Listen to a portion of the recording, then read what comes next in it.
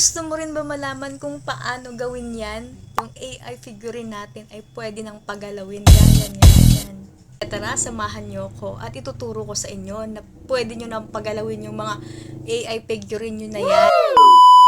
Punta tayo sa Google, search natin OpenArt AI. At ito na ngayong lalabas, then click lang natin yan. At dito naman mga pipiliin lang natin tong video. At ito na yung bubungad sa inyo. Yun lang yung blanco dyan sa taas para lumabas na nga ito at makapag-upload kayo. Sure lang mga yung naka-generated na yung picture na i-upload nyo ha. Ayan, scroll down lang natin tapos sabay create. At magantay lang tayo ng ilang minuto para nga ma-process itong ating pinapagawang video. At ayan, okay na. Play na natin. O diba, napakaangas. Ang galing no, gamit lang yung OpenArt AI pwede na nating mapagalaw. Syempre, download na natin. Ayan, file downloaded. Take note mga be na meron lang tayong 5 times na free na gamitin itong OpenArt AI dahil kapag lumagpas pa tayo ng 5 may bayad na. So yun lang, sana ay nagustuhan yung aking tutorial. Thank you for watching. Bye-bye. Mwah!